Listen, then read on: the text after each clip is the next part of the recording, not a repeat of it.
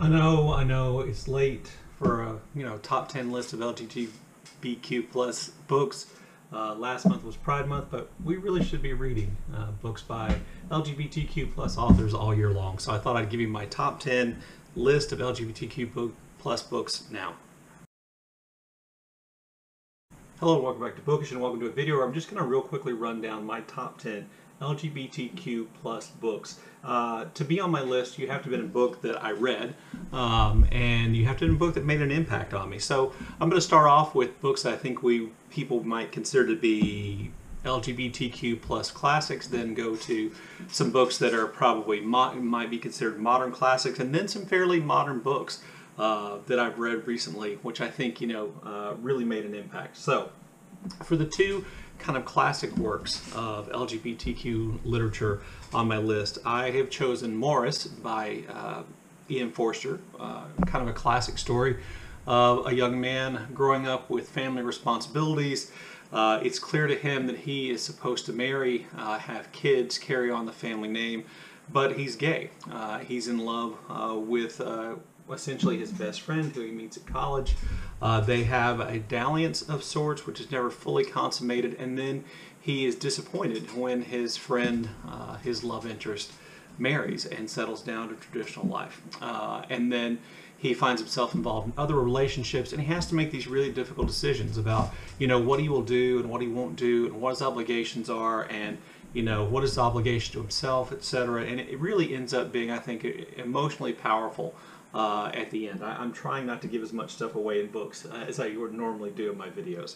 So the second book I have on my list I'm going to consider an LGBTQ plus classic is Despised and Rejected by Rose Alatini, who actually wrote under a different pseudonym. I think Fitzroy might have been the last name.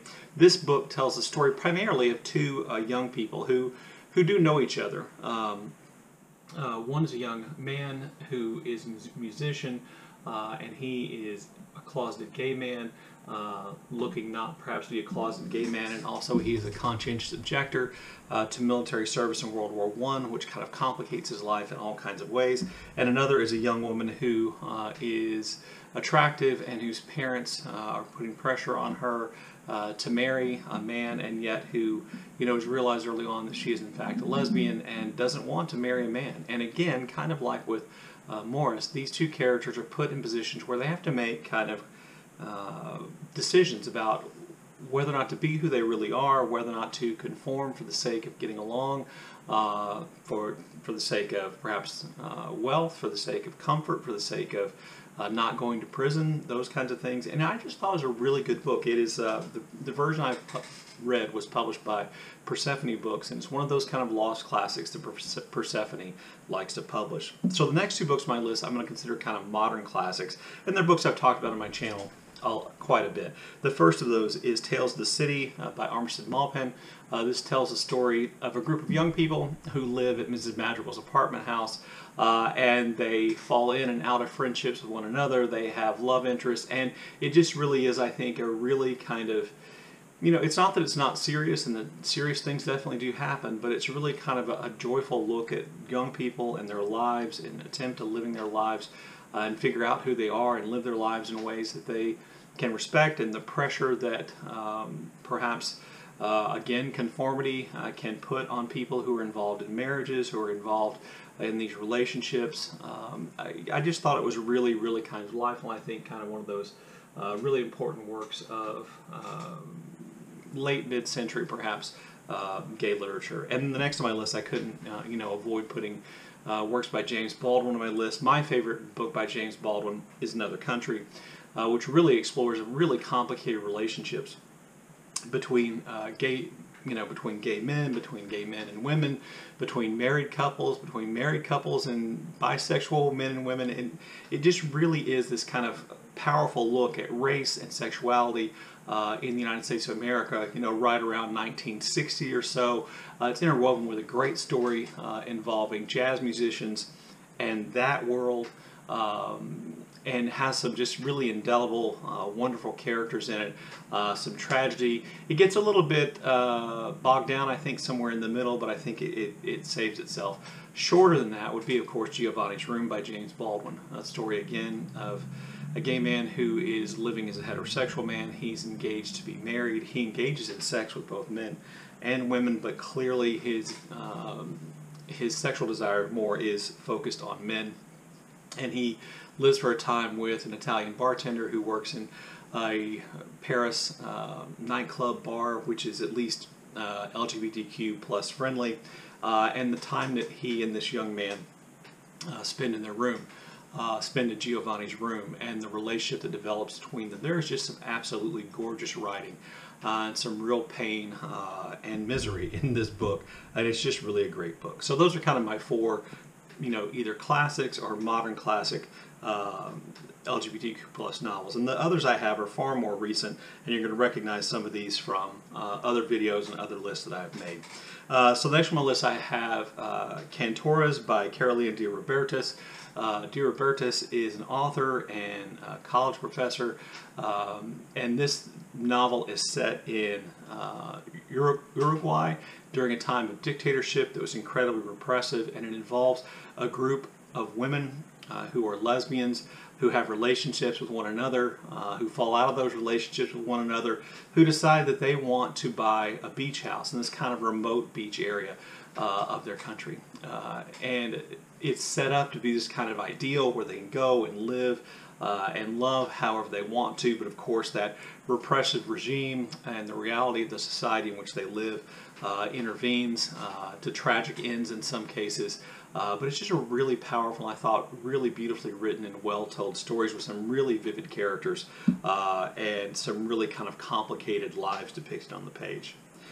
Next on my list is The Prettiest Star by Carter Sickles. I read this a few years ago. This is a novel about a young gay man during kind of the height of the, or maybe right around the beginning of the AIDS epidemic, who returns home to his family essentially to die.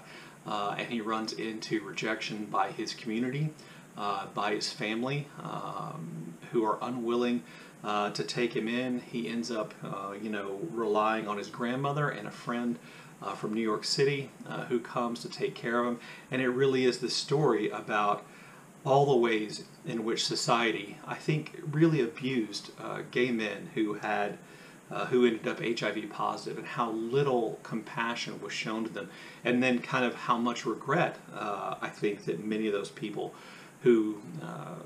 many family members who mistreated these people, and therefore I think projecting out on society as a whole, how much guilt comes from that treatment. I just thought it was a really well done, incredibly painful, at times absolutely miserable discussion about the impact that, or the way in which death from HIV worked, and how dehumanizing it was, and how difficult and painful it was, and how few people oftentimes, even within the medical community, that gay men with AIDS could turn to for help, for compassion. Next on my list is a book should surprise nobody, and that's Boulder by Eva Baltasar, a Catalan author who wrote this book, a really short book, which I just absolutely loved.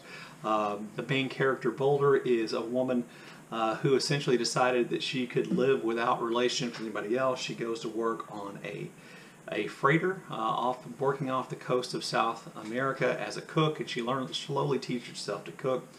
And she kind of is literally just a boulder out in the ocean unto herself, impervious and, isolated and alone. And then she meets a young woman in a bar in Santiago, Chile, and falls in love and follows her to Iceland.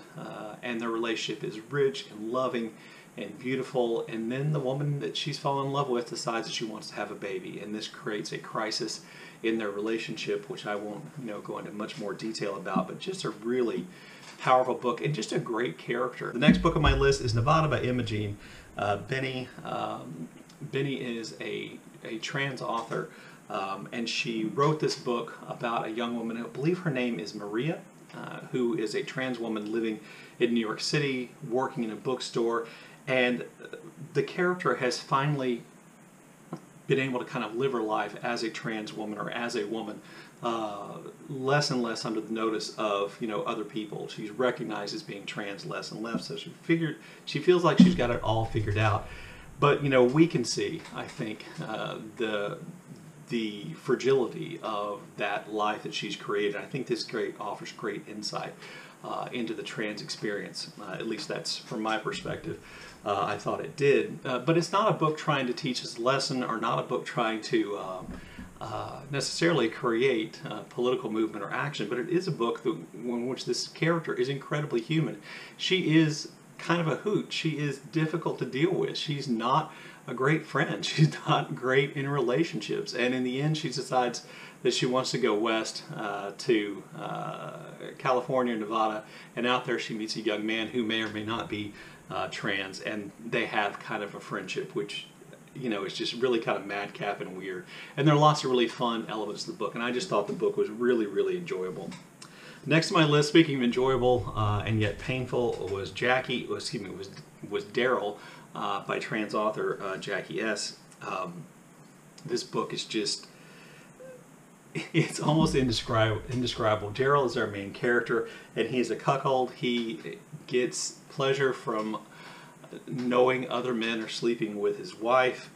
He believes that he may be trans, and we see kind of Daryl going through this evolution of trying to kind of realizing and coming to grips with who he really is and what he really wants and what he really thinks. And he kind of emerges, I think, in a really kind of heroic way. He goes from being this character who, you know, appears to be all about almost masochistic ideas about who he is and what he deserves and how he should be treated and what his relationship should be like, to having a much more positive idea about himself. Now, he is oftentimes the victim of abuse, and, you know, not everybody gets along with him, and he is taken advantage of at times, but I think he emerges as kind of a noble character by the end.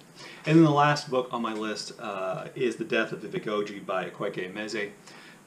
This book deals with a young man living in Nigeria named Vivek Oji, who is trans. And he, originally, as a young man, kind of faces all kinds of resistance and oppression as a trans person living in a really oppressive society. And yet he decides he's going to take the step of transitioning, that it's that important, and he begins this process of transitioning. He comes out to many of his female relatives, to a male cousin who at first rejects him, to his parents, and it's this really difficult process, and there is tragedy involved, I think, as the name would imply, but it really ends up being, to me, a beautiful, powerful, again, moving story of you know, the determination of trans people to live their lives as their true and genuine selves at any cost, and the way in which the people around them either can help and support them or create, you know, a great deal of damage. And I just thought the book was beautiful. So there you go. There's my list, my top 10 list of LGBTQ+ novels. If you've read these, I look forward to your comments in the comment section below. And as always, thank you for watching.